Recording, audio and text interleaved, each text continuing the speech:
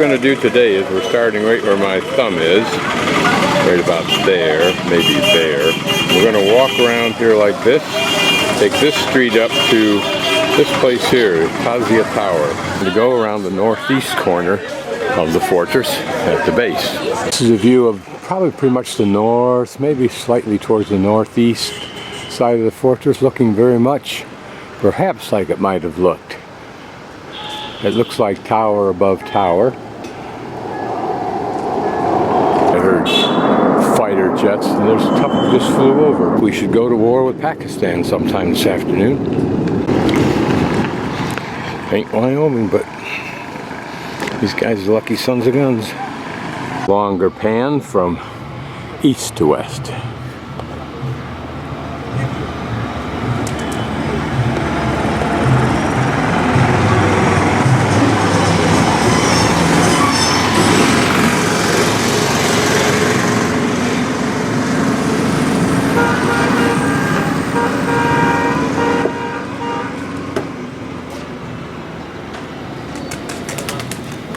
This may be the first fortress that I've seen that was almost tower after tower after tower. And by that I mean specifically round tower after round tower.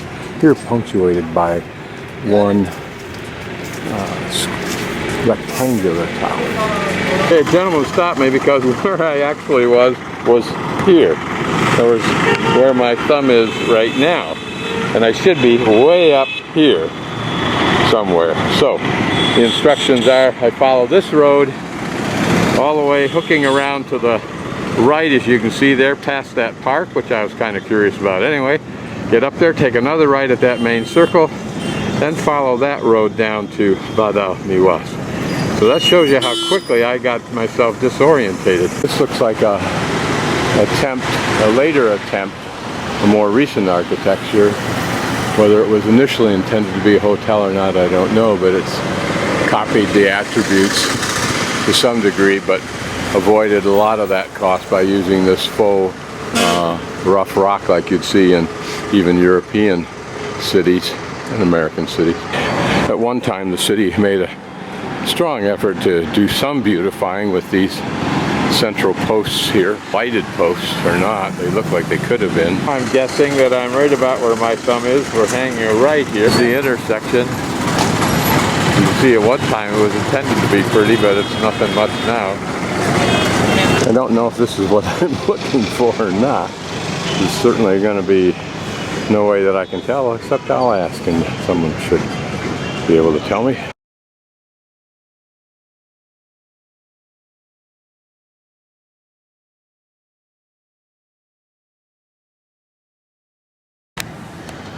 I'm not sure if he was telling me sacred place and you can't video it or what.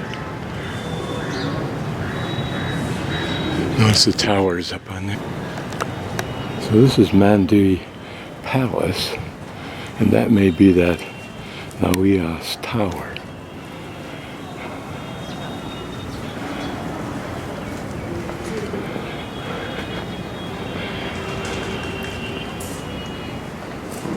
But these were four. Remember, we saw one over at the reservoir. And I've seen things that look similar to that, but normally as columns. So this may be some kind of a marker, a temple marker, or something like that. This is a small shrine, I think. The palace, no doubt built in the 1800s, reflects to a great degree the creative use of stone surface.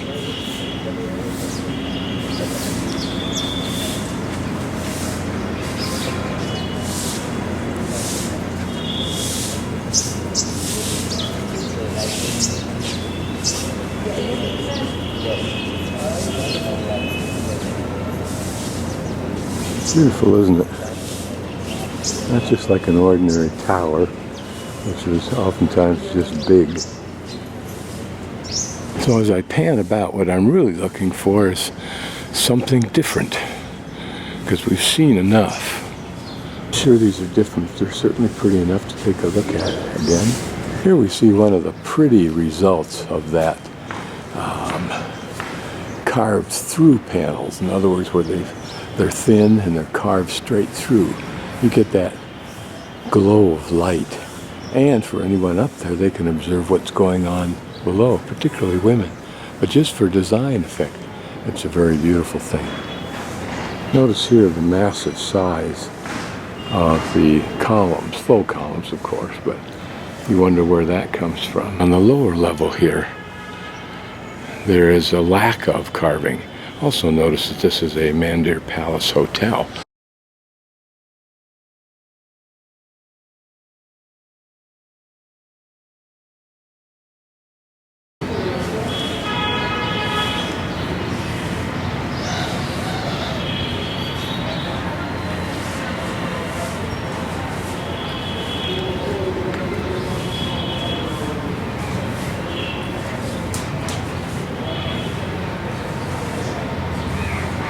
It looks so light and airy. Those circles are backdropped by what must be mirrors for another interesting effect. And I'm guessing these holes were for people to look through directly.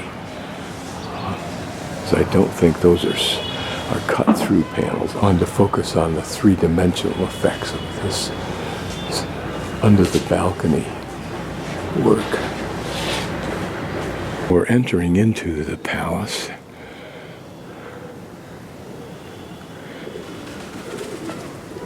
We'll just follow the signs and the assumption that someone's done this before me. Can you imagine an entryway to one of the really expensive homes in Jackson having this as their entry? Now you're talking class, just opulence. Tricycle type thing, how it operated other than downhill, I don't know. Unless it was pulled by something or someone. But it looks more like it was for children, but it might not be. So we keep digging in closer. Notice a portion of it rightfully is reserved for hotel guests. It's important that hotels are created from these places, or they would fall into the disrepair that we've seen elsewhere. Sometime in the 18th century. And we'll go up to Badal Vilas. Tallest structure below the Jaisalmer fort. Interesting. This is what we're going to see right now, I think. This just tells us what the line of ownership has been. Okay, so we will now go upstairs where the sign has pointed us.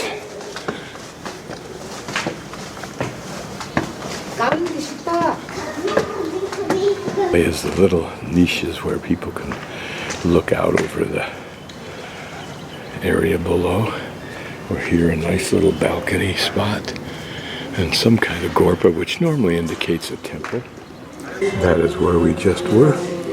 In this very beautiful building. The tile work is novel, so we'll take a closer look at that. And the stairways are beautiful and novel.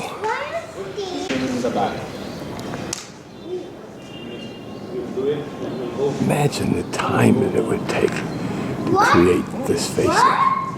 Then multiply by all the buildings we've seen. Not just here, but in town.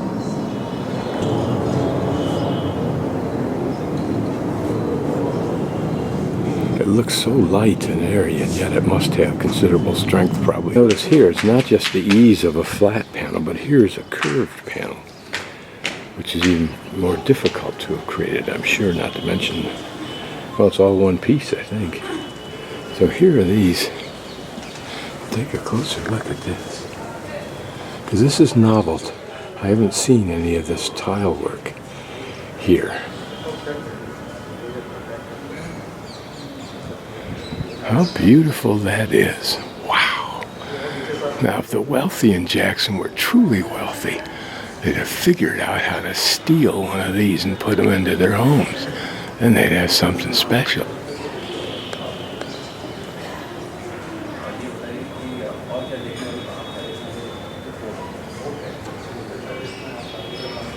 Now, is a novel. Another use of those rings, which makes even more sense to me, is for hanging beds.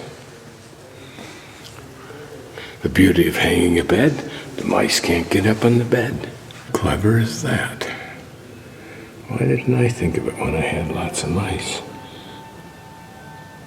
This is interesting. This shows that the rings hanging from the ceiling were for hanging beds. And the value of that was it avoided mice getting in your bed. Didn't save the carpets. So still a question, but this adds great interest.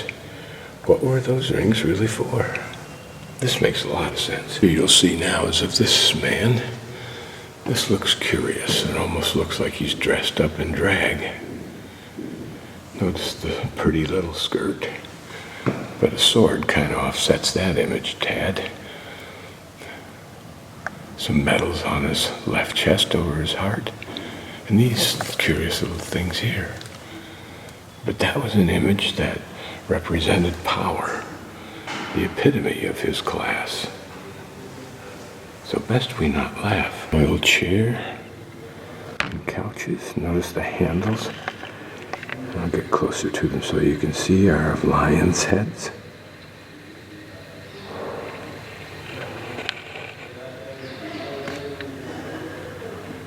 This portrays the wedding procession of Mahawal Badal Vilas Villas, married to the princess of Dungarpur. A child's bed, and perhaps a larger child's bed. Notice it's designed, first of all, to protect them from mice and rats and snakes. And if they have servants, someone could sit there all night long and push it, if that's what they wished. But remember, this would have been very much the memory of some young child. This is an interesting chest. It looks like it opens up about halfway. One wonders what's in it. So 4 good-sized rings for somehow attaching something. And perhaps it could open up like that, and then 4 men on either end could pick it up. On either side also. These are silver and brass chess pieces. Area reserved for hotel guests. We talk about Haveli being named a house of winds because of its small windows that allowed for ventilation. That seems to epitomize it. This is the restaurant. Notice the hilts of various swords. Whether this was the eating area of the family or not, who knows, but this is what the hotel uses it for. The long rooms, that's for the hotel residents. Probably their rooms are up there. One of those impressive brass pots, for lack of a better term. What they cooked in here, or kept in here, water. Again, notice the balcony in here. Display for plants. You wonder if that was just a counter, this area here for people. And on both sides of a door has some significance, but I don't know what it is. Just pan this quickly since we've seen innumerable examples, and then we'll enter in. What seems to be interesting is this is a little bit different as a detail to the side of a door. There are iron utensils and stoves. I guess that's a stove. This may also be. Foods that you buy, masala for example, seems to be a kind of a specific ingredient, gruel. And I don't mean that in any negative sense, but something that very easily would be cooked and mixed in bowls of that size. What exactly this large space was used for, I don't know, other than it encloses a space to great privacy. There may be little behind those walls. Formed for performances, etc. I'm guessing. large trees here. To this doorway, since it's open and no sign says I can't. The rings, perhaps to pull that stone up. Perhaps there's some kind of sewer or water system there. A drum.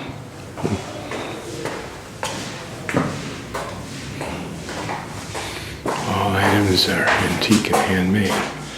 Private collection.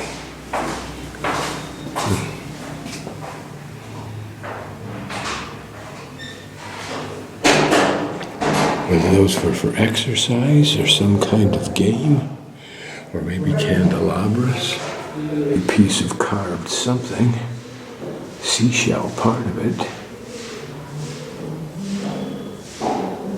mortar and pestle, what looks like those hand knives that we've seen before, more brass pots with much more design, as though I know something but I don't about Badal. Scares me. This jewelry.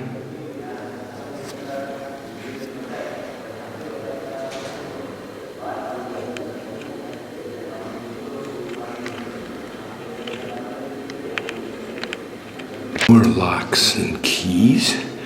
It looks like that thing goes through some rings and then something locks this pin in place on that device, is my guess, but I don't know. But imagine the entire history of locks. It would be a fascinating study, and there's someone who's done it for sure. I don't know what these hallways were for that comprise this museum, but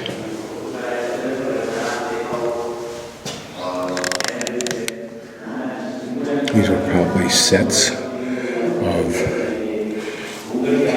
eating utensils. I ate out of bowls like that last night, something small like that, to hold masala. In the day when this man felt so proud to be himself.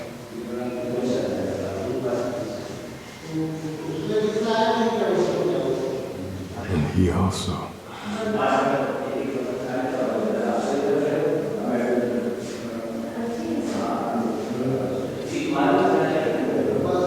Raj put attire for men, probably a silk overdress and slacks, or maybe a linen.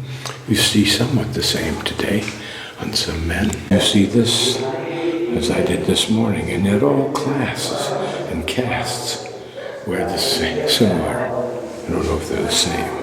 There's probably some very subtle distinctions that I'm totally unaware of. Ivory dressing set.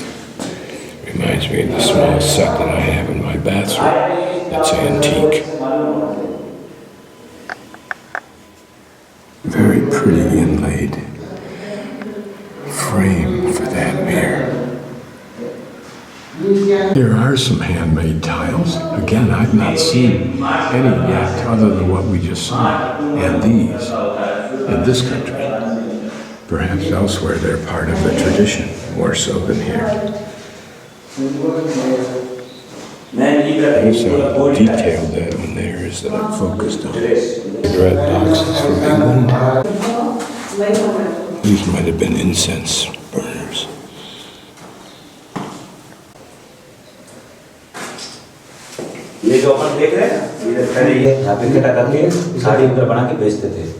A silver chair and typical wash basins.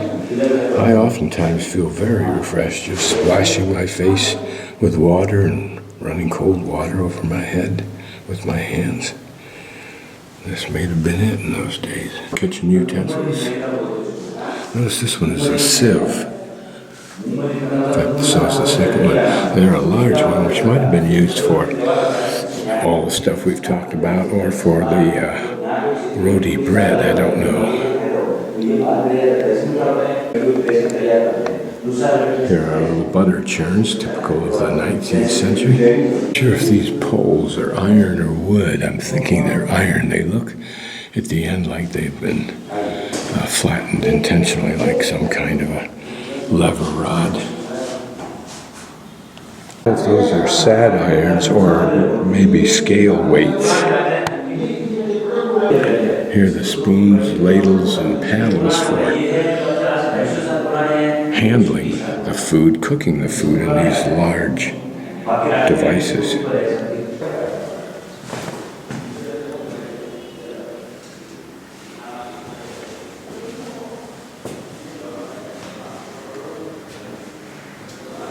Imagine if we could go back in time. Well, we can. Here they have it. So they were used for frying something. Here would be an oven, a big oven's 4-banger oven, and then these would sit on top. Presumably someone would crawl up there and stir it. Here's a shallow little square reminiscent of what we've seen on the streets and have not yet figured out what it is. Another one of these pedestals. We'll take a closer look at the detail.